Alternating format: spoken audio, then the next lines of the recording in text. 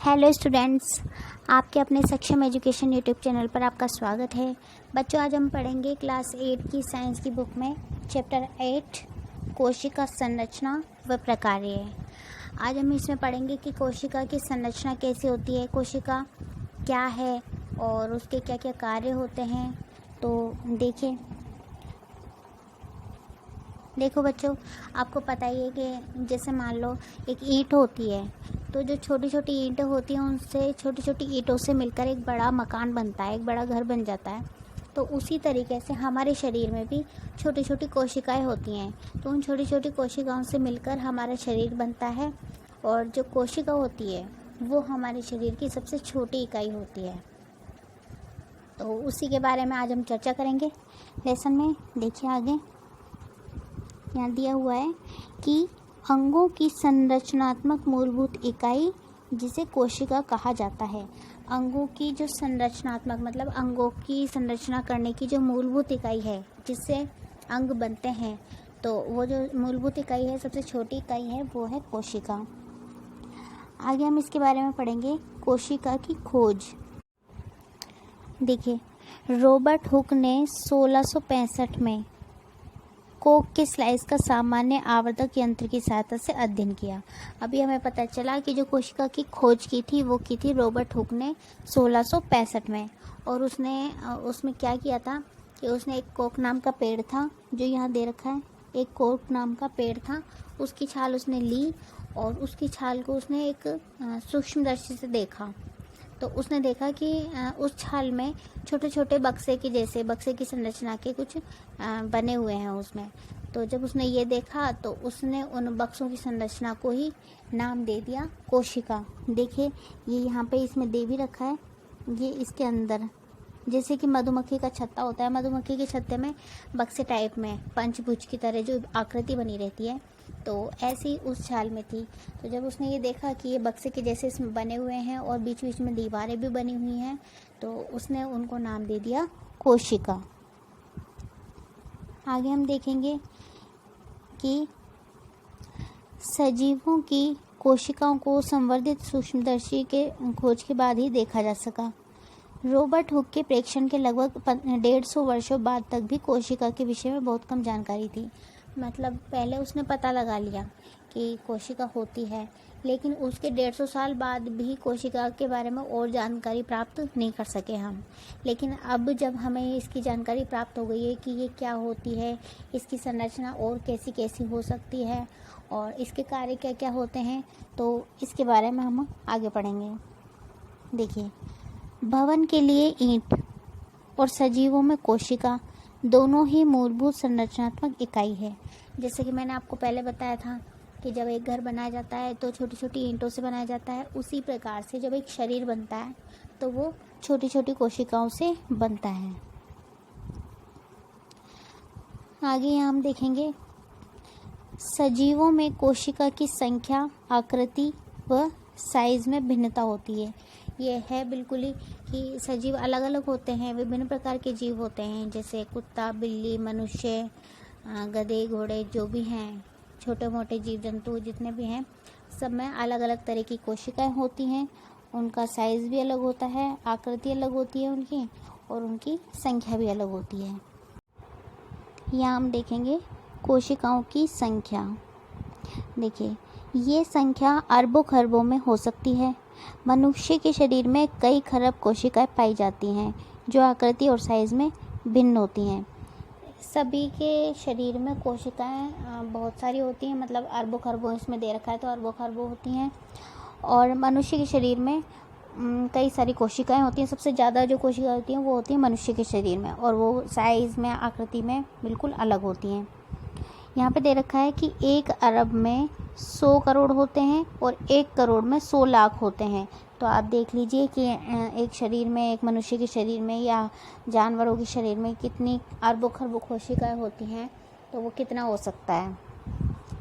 देखिए, आगे हम देखेंगे कि वह जीव जिनका शरीर एक से अधिक कोशिकाओं का बना होता है वे कहलाते हैं बहुकोशिक। जिनका शरीर बना होता है एक से अधिक कोशिका का, उनको कहते हैं हम बहुकोशिकीय। और जिन जीवों का शरीर एक कोशिका का बना होता है उन्हें हम कहते हैं एक कोशिकीय।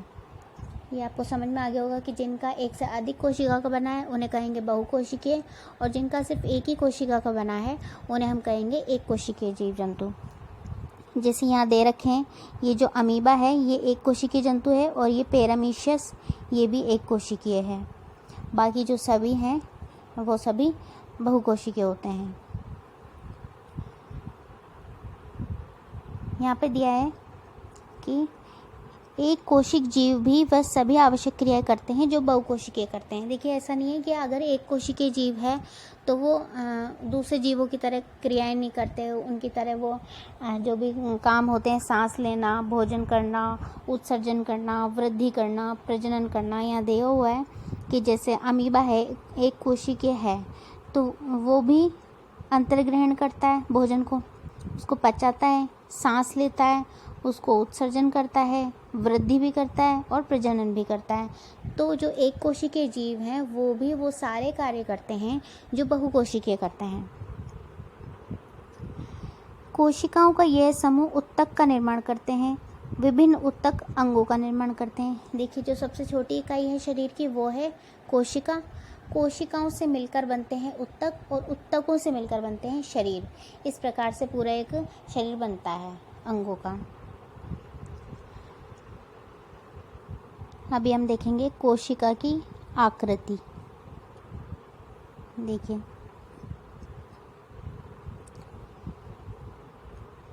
कोशिका सामान्यतः गोलीय, चपटी, गोल अथवा लंबी होती हैं। कुछ कोशिकाएं लंबी होती हैं जिनके दोनों सिरे नुकीले रहते हैं। इनका आकार तर्क रूप होता है। जैसे ये हैं, ये जो है लंबी, इनके सिरे तो हैं जो वो नुकीले हैं। ये जो सिरे हैं ये नुकीले हैं सबके। कुछ कोशिकाएं लंबी होती हैं, कभी कभी कोशिकाएं बहुत लंबी होती हैं, कभी कभी जैसे ये है ये बहुत लंबी है। कुछ कोशिकाएं शाखान्वित होती हैं, जैसे तंत्रिका कोशिका। जैसे तंत्रिका तंत्र होता है, आपने पहले पढ़ा होगा पिछली कक्षाओं में तंत्रिका तंत्र के बारे में। तो जैसे वो होता है, ये जो है ये तंत्रिका तंत्र की तरह ही है। तो कुछ कोशिकाएं ऐसी भी होती हैं जैसे तंत्रिका तंत्र है। तंत्रिका कोशिका संदेश प्राप्त कर उनका स्थानांतरण करती हैं, जिसके द्वारा यह शरीर में नियंत्रण व समन्वय का कार्य करती हैं। तो कोशिकाओं का कार्य, यहाँ पर एक कार्य दिया हुआ है कि यह शरीर में नियंत्रण व समन्वय का कार्य करती हैं। यहाँ हम देखेंगे कोशिका का साइज, मतलब इसका साइज कैसा होता है, कितना होता है। सजीवों में कोशिका का साइज 1 मीटर का 10 लाखवां भाग के बराबर छोटा हो सकता है, कुछ सेंटीमीटर लंबा भी हो सकता है।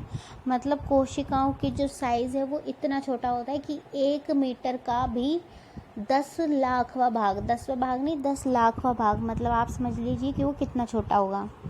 और हो सकता है उससे थोड़ा सा बड़ा भी हो जाए। परंतु अधिकतर कोशिकाएं अति सूक्ष्मदर्शी होती हैं। वे नग्न आंखों से दिखाई नहीं देती, उनके लिए सूक्ष्मदर्शी की ज़रूरत पड़ती है ज़्यादातर। लेकिन जो कोशिकाएं होती हैं वो बहुत ही छोटी होती हैं, जिन्हें देखने के लिए हमें सूक्ष्मदर्शी की ज़रूरत पड़ती है। सबसे छोटी कोशिका का साइज़ 0.1 से 0.5 माइक्रोमीटर है, जो कि जीवाणु कोशिका है। सबसे छोटी कोशिका है जो वो है जीवाणु, जिसका साइज़ है 0.1 से 0.5। और सबसे बड़ी जो कोशिका है वो है शुतुरमुर्ग का अंडा, जिसका साइज़ है 170 mm बाय 130 mm। तो अभी पता चल ही गया होगा आपको कि जो सबसे छोटी है, या ध्यान रखने वाली बात है कि सबसे छोटी जो कोशिका है वो है जीवाणु, जिसका साइज़ है 0.1 से 0.5। और सबसे बड़ी जो कोशिका है वो है शुतुरमुर्ग का अंडा, जिसका साइज़ है 170 mm से 130 mm। यहाँ हम देखेंगे कोशिका की संरचना व प्रकार्य। हम देखेंगे अब कोशिका की संरचना कैसी होती है, उसके कौन कौन से भाग होते हैं, यहाँ कहाँ कहाँ पर वो रहती है, किस किस तरीके से वो भाग जो हैं वो काम करते हैं। देखिए, कोशिका के भाग, सबसे पहला है कोशिका झिल्ली।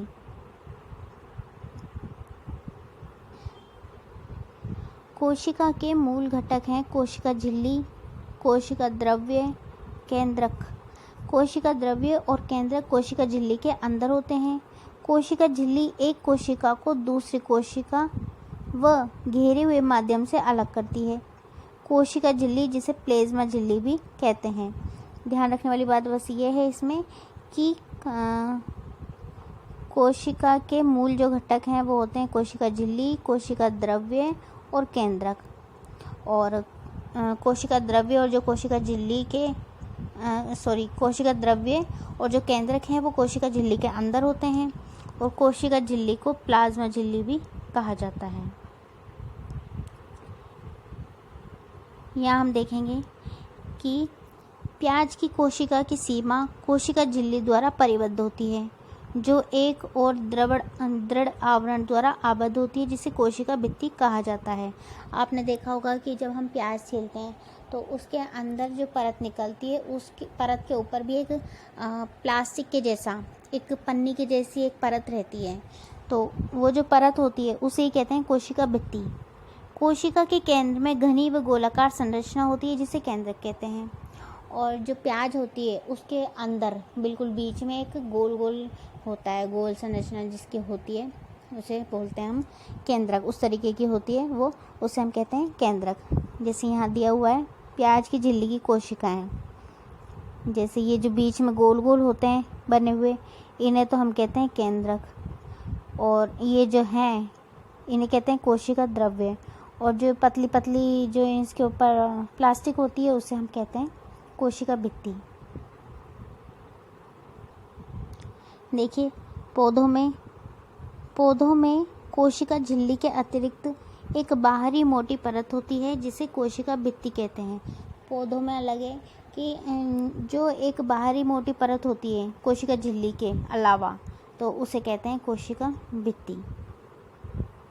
देखिए यहाँ पे ये कोशिकाओं का एक चित्र दे रखा है, जिसमें मनुष्य के गाल की कोशिका बताई गई है। जैसे जो सबसे ऊपरी परत है उसे तो हम कहेंगे कोशिका झिल्ली। जो ये सबसे ऊपरी परत है, ये ब्लैक जो ये बना हुआ है, ये है कोशिका झिल्ली। इसके थोड़ा सा अंदर जाके ये है कोशिका द्रव्य, थोड़ा सा अंदर इधर की साइड ये है कोशिका द्रव्य। और फिर इसके बिल्कुल अंदर ही, मतलब ये वाला भाग, ये वाला जो भाग है ये है केंद्रक। इसमें दे रखा है ये है केंद्रक। तो सबसे ऊपर होती है कोशिका झिल्ली, और फिर उसके अंदर होता है कोशिका द्रव्य, और फिर उसके भी अंदर होता है केंद्रक।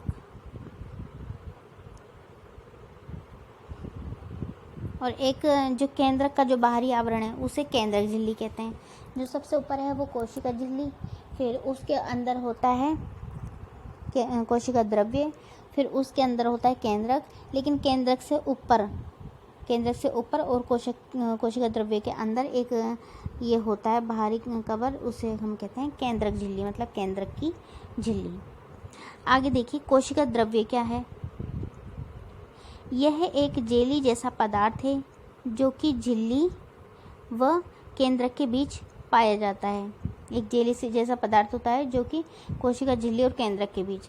अब यहाँ देखिए कोशिका झिल्ली कहाँ है, ये है, और केंद्रक ये तो कोशिका झिल्ली है, ये ब्लैक वाला, और ये केंद्रक है। तो इन दोनों के बीच जो है वो क्या है, कोशिका द्रव्य, मतलब ये वाला जो भाग है ये जेली टाइप है, तो ये है कोशिका द्रव्य। कोशिका के अन्य संघटक अथवा कोशिकांग कोशिका द्रव्य में ही पाए जाते हैं। ये हैं माइटोकॉन्ड्रिया, गोल्जिकाएं, राइबोसोम आदि।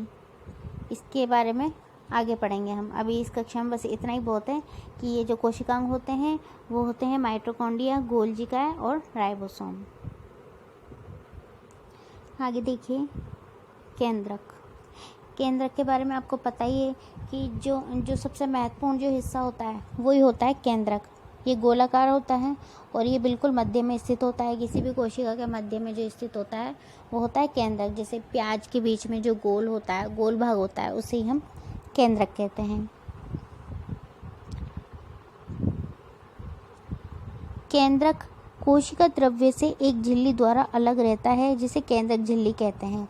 जैसे कि हमने देखा जो केंद्रक है, केंद्रक के ऊपर की तरफ, बाहरी आवरण की तरफ, जैसा अभी हमने यहाँ देखा था कि ये केंद्रक है, और केंद्रक का जो ये बाहरी आवरण है ये ब्लैक कलर का, इसे कहते हैं केंद्रक झिल्ली। यहाँ हम देखेंगे कि केंद्रक का कार्य क्या है। वंशानुगत अथवा आनुवांशिक गुणों के अतिरिक्त केंद्रक कोशिका की क्रियाकलाप का भी नियंत्रण करता है। मतलब कोशिका के जो भी कार्य होते हैं उन सब का नियंत्रण करता है केंद्रक, उन सबको ध्यान रखता है, उन सबको कंट्रोल में करता है। सजीव कोशिका के समग्र संघटक को जीव द्रव्य के नाम से जाना जाता है। इसमें कोशिका द्रव्य और केंद्रिका द्रव्य दोनों शामिल हैं। जीव द्रव्य कोशिका का जीवित पदार्थ कहलाता है। तो बस हमें इसमें यही ध्यान रखना है, जो केंद्रक होता है वो बिल्कुल कोशिका के मध्य में स्थित होता है। उसके बाहर एक झिल्ली टाइप होती है, एक आवरण होता है जिसे हम केंद्रक झिल्ली कहते हैं, और इसका कार्य है कोशिका के जो भी क्रियाकलाप हैं, कार्य हैं, उन सभी को कंट्रोल में रखना। यहाँ हम थोड़ा सा ध्यान देंगे कि ऐसी कोशिकाएं जिनमें केंद्रक पदार्थ केंद्रक झिल्ली के बिना होता है प्रोकैरियोटिक कोशिका कहलाती है। मतलब ऐसी कोशिकाएं जिनमें केंद्रक झिल्ली के बिना होता है, तो जिनमें केंद्रक झिल्ली के बिना है उसे हम कहेंगे प्रोकैरियोटिक कोशिका। और ऐसे केंद्रक जो झिल्ली से बने हुए रहते हैं, जिन केंद्रक के ऊपर झिल्ली बनी रहती है, उसे हम कहते हैं यूकैरियोटिक। कई बार एग्जाम में आ जाती है ये चीज़ कि प्रोकैरियोटिक और यूकैरियोटिक में क्या डिफरेंस है, क्या अंतर है इन दोनों में। तो इन दोनों में अंतर यही है कि जो प्रोकैरियोटिक कोशिका है वो उसका जो केंद्रक है वो झिल्ली के बिना होता है, और यूकैरियोटिक कोशिका जो है उसका जो केंद्रक है वो झिल्ली के साथ रहता है।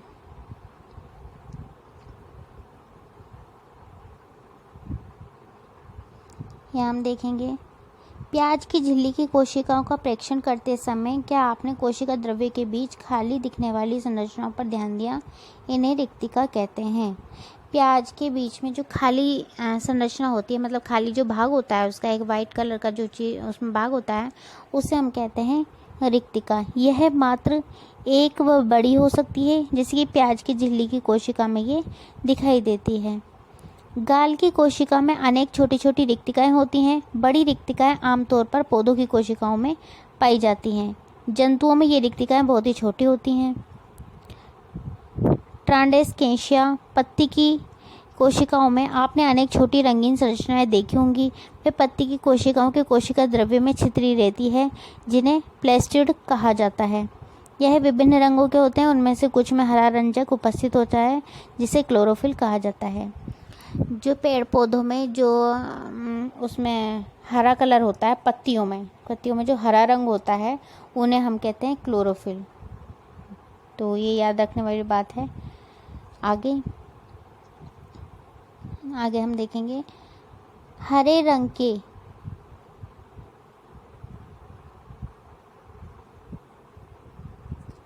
प्लेस्टिड्स को क्लोरोप्लास्ट अथवा हरी लवक कहा जाता है। मतलब जो उसमें रंग है, रंग को तो कहा जाता है कि क्लोरोफिल, और जो उसमें प्लेस्टिड्स होता है, मतलब जो वो पत्ती है, उसे कहा जाता है क्लोरोप्लास्ट, यानी हरित लवक। जिस वजह से वो होता है उसे कहा जाता है हरित लवक। तो जो हरित लवक है वो पत्तियों को हरा रंग प्रदान करते हैं। पत्तियों के क्लोरोप्लास्ट में उपस्थित क्लोरोफिल प्रकाश संश्लेषण के लिए आवश्यक है। प्रकाश संश्लेषण जो होता है वो किसकी मदद से होता है? क्लोरोफिल की मदद से। ये भी ध्यान रखना है आपको।